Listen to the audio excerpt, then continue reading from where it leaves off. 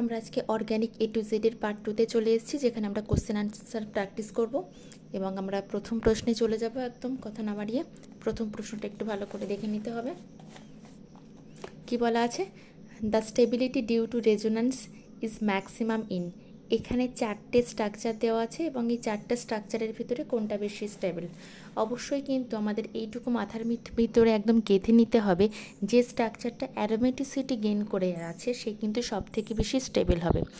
অর্গ্যানিকের রেসপেক্টে কোনো একটা কম্পাউন্ড যদি অ্যারোমেটিক হয় তাহলে সে হবে সব থেকে বেশি স্টেবল। তারপরে কিন্তু resonance, hyper conjugation, inductive effect পরস্পর আসবে, কিন্তু প্রথম দেখতে হবে সে অ্যারোমেটিক কিনা। বুঝতে পারছি এখানে কোনো পাই ইলেকট্রনই নেই, সুতরাং এটা কিন্তু অ্যারোমেটিক হওয়ার কোনো চান্স নেই। এখানে একটা রয়েছে, এখানে কিন্তু দুটো রয়েছে, কিন্তু পরস্পর নেই, মানে একটা বাদে একটাতে কিন্তু নেই, দুটো করে মাঝখানে গ্যাপ রয়েছে। কিন্তু একমাত্র এটার ক্ষেত্রে কিন্তু একটা বাদে একটাতে ইলেকট্রন রয়েছে, মানে এখানে থাকলে একটা বন্ড ছাড়া আবার একটা বন্ডে আছে, আবার একটা বন্ড ছাড়া আবার একটা বন্ডে আছে। সুতরাং কিন্তু এখানে কিন্তু একটা কন্টিনিউয়াস পাই ইলেকট্রনের ডিলোকালাইজেশনে রয়েছে এবং 4n+2 পাই ইলেকট্রন রয়েছে। 4n+2 কেন বললাম? একটা, দুটো, তিনটে বন্ড মানে 6টা ইলেকট্রন, মানে 4n+2। এনের ভ্যালু এখানে 1 সুতরাং এখানে কিন্তু এটা অ্যারোমেটিক স্ট্রাকচার, সুতরাং এটা হয়ে যাবে কিন্তু সব থেকে বেশি স্টেবল। একটু বেশি ব্যাখ্যা করে দিচ্ছি, আসলে যাদের একটু বুঝতে অসুবিধা আছে যাতে তাদের কোনো অসুবিধা না হয় আর, ঠিক আছে। আমরা সেকেন্ড প্রশ্নে চলে যাব। Which of the following show plus I effect.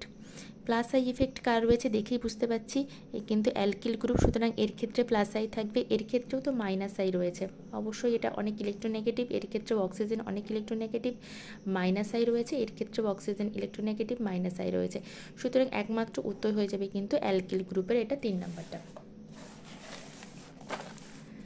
আমরা পরবর্তী প্রশ্নে চলে যাব। পরবর্তী প্রশ্নে কিন্তু রয়েছে আইইউপিএসি নেম। ওকে, আইইউপিএসি নেম রয়েছে, তাহলে এটাকে আলাদা করে লিখছি না। আমি যদি নামকরণ করি, এখানে অ্যালডিহাইড গ্রুপ রয়েছে, মানে এটা মেন ফাংশনাল গ্রুপ। অ্যাসিড কিংবা অ্যালডিহাইড গ্রুপ যদি থাকে তাহলে সেটা, কিংবা অ্যাসিড ক্লোরাইড, এগুলো কিন্তু মেন ফাংশনাল গ্রুপ।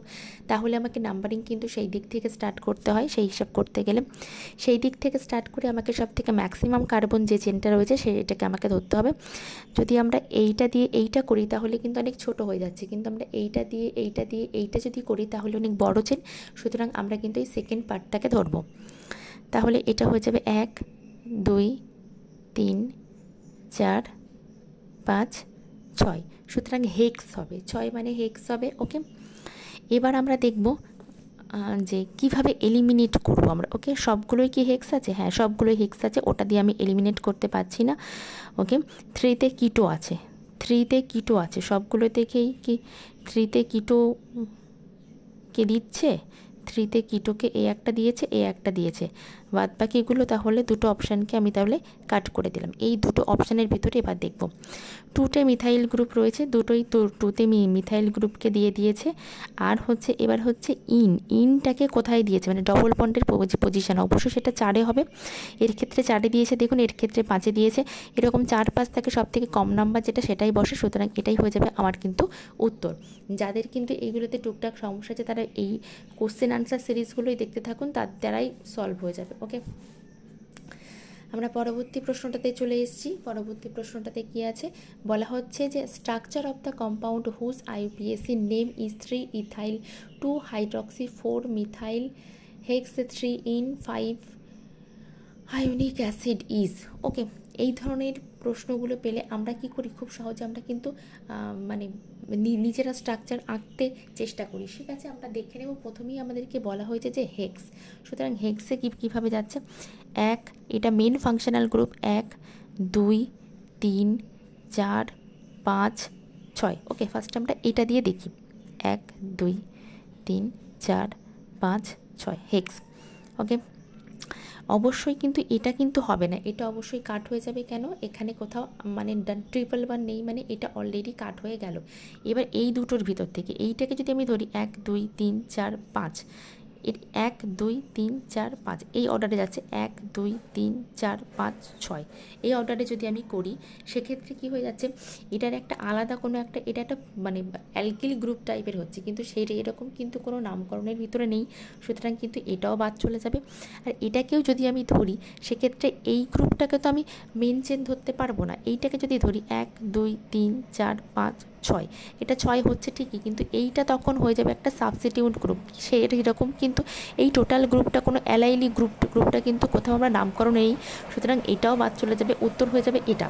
এবার যেটা ব্যাখ্যা করছিলাম সেটা ব্যাখ্যা করে দিয়ে একটু, এখানে বলা হচ্ছে 3-তে ইথাইল, দেখুন 3-তে ইথাইল রয়েছে, 2 হাইড্রক্সি গ্রুপ, 2-এ হাইড্রক্সিল গ্রুপ আছে, 4 মিথাইল, 4-এ কিন্তু মিথাইল গ্রুপ আছে, 3 ইন, হ্যাঁ 3 আর 4-এর মধ্যে, তাহলে এখানে ইন আছে, 5 আইন, এখানে আইন, তারপরে এই COOHের জন্য ওইক অ্যাসিড।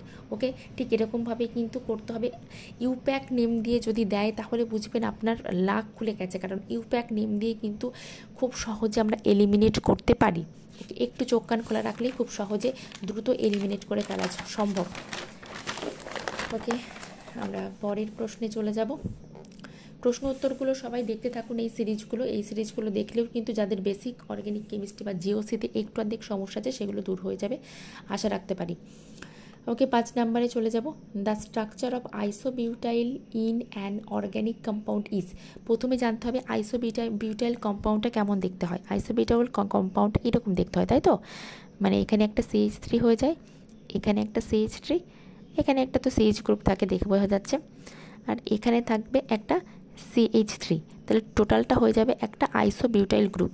এই যে কম্পাউন্ডটা অনেকের মনে হতে পারে এটা আইসোবিউটাইল না, এটা হচ্ছে টারশিয়ারি বিউটাইল, আর তাহলে এই কম্পাউন্ডটা হয়ে যাবে কিন্তু আইসোবিউটাইল। এটাই তো আমি করলাম আইসোবিউটেন এটা, তাহলে এখান থেকে একটা যদি আমি সরিয়ে দিই হাইড্রোজেনকে তাহলে হয়ে যাবে কি এটা টারশিয়ারি আইসোবিউটাইল। ওকে, আচ্ছা আমরা তার পরের কম্পাউন্ডটাতে চলে যাব, পরের প্রশ্নটাতে চলে যাব।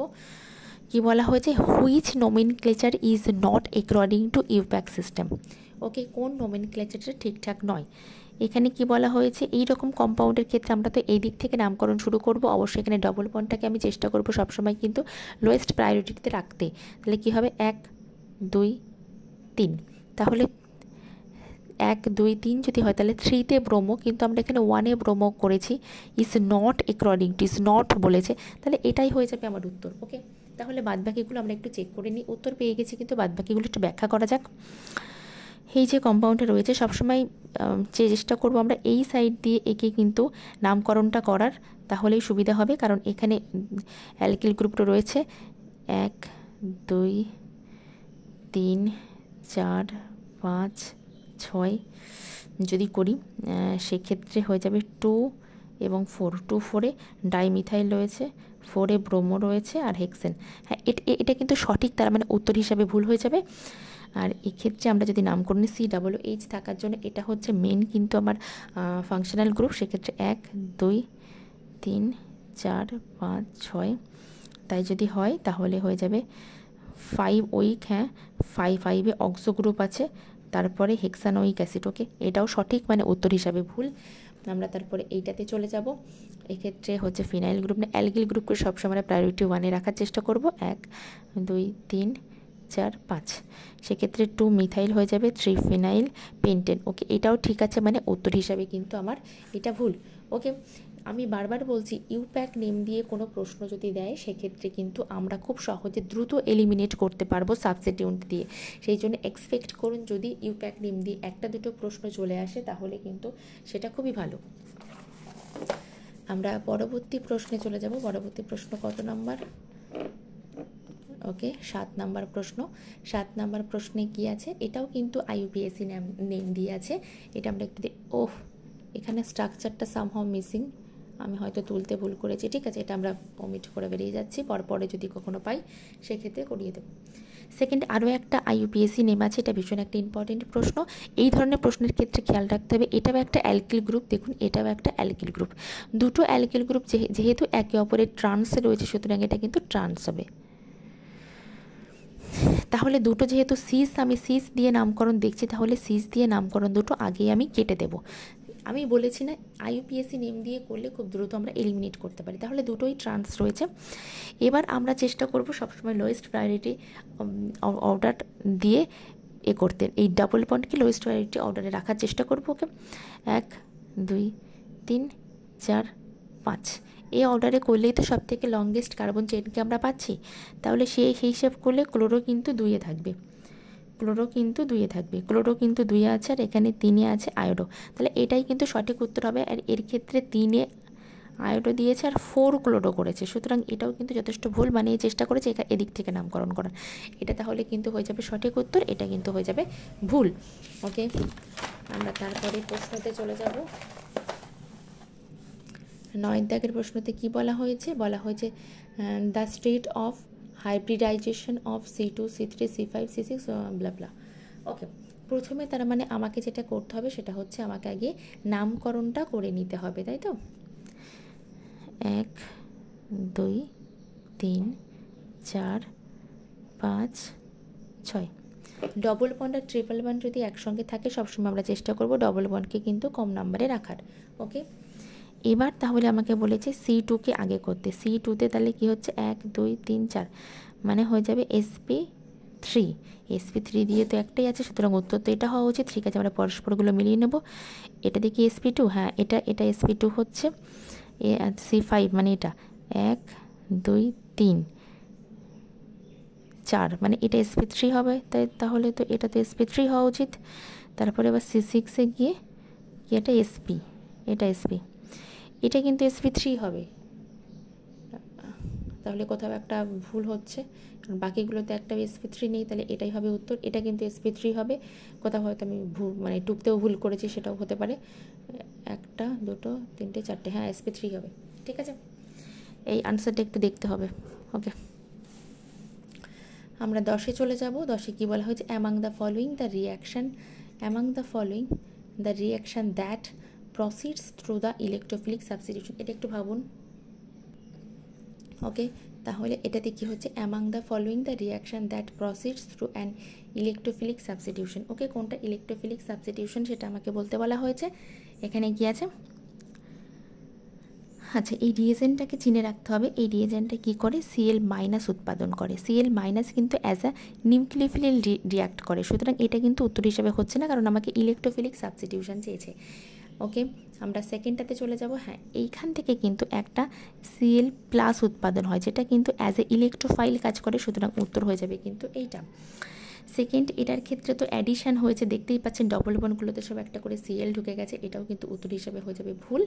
আর এটার ক্ষেত্রে যদি এই Cl দিয়ে আমরা রিয়াক্ট করাই, সেক্ষেত্রে হয়ে যাবে কি, এই এইচের সঙ্গে এটা ডিগ্রা করে একটা জলের অণু উৎপাদন হয়, আর এটা জাস্ট এখানে ঢুকে যায়, মানে এখানে এটা জলটা বেরিয়ে গেলে এখানে এটা প্লাস উৎপাদন হয়, সুতরাং এটা কিন্তু হয়ে যায় SN1 রিয়াকশান। আমি পরে অবশ্যই এটা করাবো যখন নেম রিয়াকশানগুলো করাবো, সুতরাং এটাও কিন্তু হয়ে যাবে উত্তর হিসাবে ভুল। ওকে, আমরা পরেরটাতে চলে যাব। পরের প্রশ্নটাতে কি বলা হয়েছে, a tertiary butyl carbocation is more stable than a secondary butyl carbocation because of the following. Okay, tertiary butyl আমি একটু আগে দেখিয়েছিলাম, CH3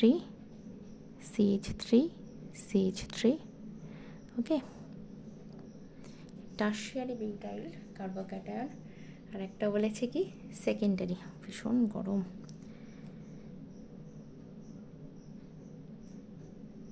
ওকে,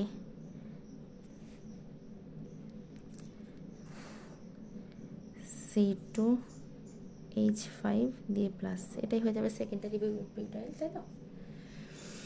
তাই যদি হয় তাহলে বলা হয়েছে টার্শিয়ারি বিউটাইল মোর স্টেবল, কিসের জন্য মোর স্টেবল হবে। ওকে, এইটা যদি হয় তাহলে এর কিন্তু 9 আলফা হাইড্রোজেন রয়েছে, আর এর ক্ষেত্রে ওকে এটাকে একটু ভেঙে দেখলে মনে হয় আপনাদের সুবিধা হচ্ছে।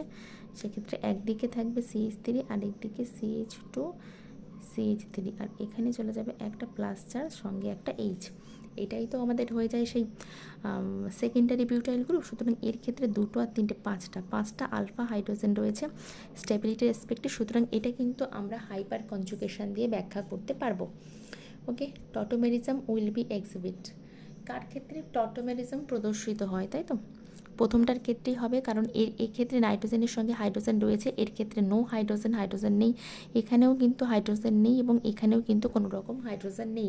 হাইড্রোজেন যদি না থাকে সেক্ষেত্রে কিন্তু টটোমেরিজম মানেই কি, এই হাইড্রোজেনের, টটোমেরিজম মানে কি, হাইড্রোজেনের বিষয়টা দরকার এখানে। ওকে, মানে এখানে অ্যাটম ব্রেক করে। ওকে, অ্যাটমের বন্ড ব্রেক হয়ে অন্য বন্ডে গিয়ে অ্যাড হয়। আচ্ছা, সেকেন্ডটা, এইটা লাস্টের, এটা হচ্ছে আমাদের লাস্ট প্রশ্ন, এটা দেখলেই টটোমেরিজম বিষয়টা আরেকটু ক্লিয়ার হবে। সেটা বলা হয়েছে এটা এবং এটার মধ্যে কি, মানে কি হচ্ছে, কি ধরনের স্ট্রাকচার, এটা রেজোনেটিং স্ট্রাকচার, টটোমেরিজম না জিওমেট্রিক্যাল। দেখুন এখানে কিন্তু এই নেগেটিভ চার্জ যেখানে এসছে এবং এখান থেকে এটা কিন্তু বেরিয়ে গেছে, সুতরাং এখানে কিন্তু পাই ইলেকট্রনের একটা ডিলোকালাইজেশন হয়েছে। পাই ইলেকট্রনের ডিলোকালাইজেশন হলে সেটা কিন্তু সবসময় একটা রেজোনেটিং স্ট্রাকচার, কখনো কিন্তু টটোমার্স নয়। দেখে কিন্তু আপাত দৃষ্টিতে মনে হতে পারে টটোমার, কিন্তু টটোমার নয়। টটোমার হতে গেলে সবসময় কি হতে হবে, আচ্ছা আমি একটা দেখিয়ে দিই।